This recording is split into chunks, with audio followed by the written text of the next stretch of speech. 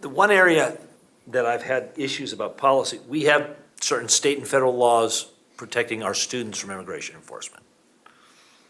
That's somewhat different than what you have and what the commissioners have said. Do you believe that a home rule charter would allow county commissioners to overrule our policies regarding allowing ICE into the schools? That's a Jeff question.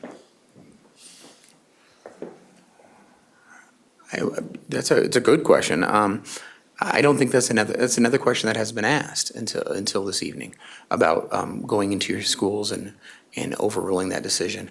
I do believe that if there is a state law that affects only things that are occurring in Douglas County, then it could be subject to this. I don't know whether or not the state would consider that to be a local affair, to be honest. And you're asking me to give you an answer to a question that I haven't really considered, to be honest. But would we even go after that? I don't know. You'd have to ask the 21.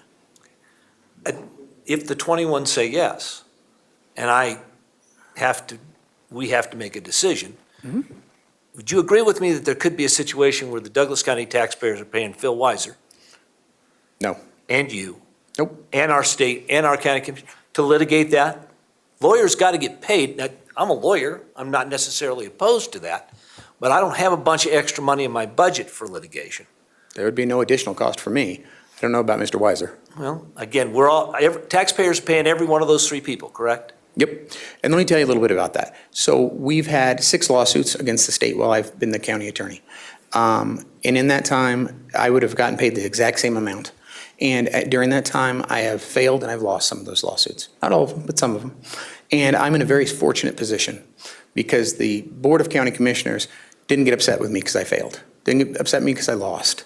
What they got upset with, or would get upset with me, they haven't, is if we didn't fight. And if we didn't have issues that we thought were important to our residents that we were willing to stand up for. And this right here, Commissioner Teal talked about why it was important to him and some of the things that may have driven him to this. From if someone asked me, I would like the tool. I would like the tool to win those challenges, right? Do you understand my concern about that? I don't have, our budget's $1 billion, but it's spent every minute. We've already been told very clearly by our voters, they don't like us spending money on those kinds of fights.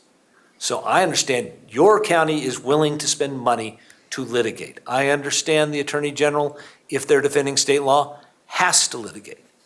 I don't want to get in the middle of all that. Do you understand why I have a concern about that, sir?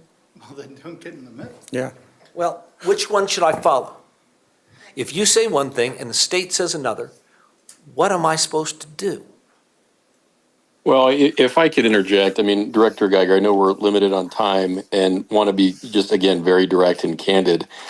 Let's be clear, this is pathos, and we don't want to get into politics. Obviously, there are those that want to raise a boogeyman around immigration enforcement in schools, but I'm certain that you have been assured, as has your superintendent, both by the county and by your sheriff, that is not a focus nor an issue for us. Our focus is on dangerous gangs like Tren de Aragua that are engaged in human trafficking of exactly those kids that we're both trying to protect. So let's be very clear about the public safety issue and not raise artificial straw men to, create emotion around an issue that's truly not an issue. And to Commissioner Teal's point, we've never had a conversation about trying to go into schools on immigration enforcement.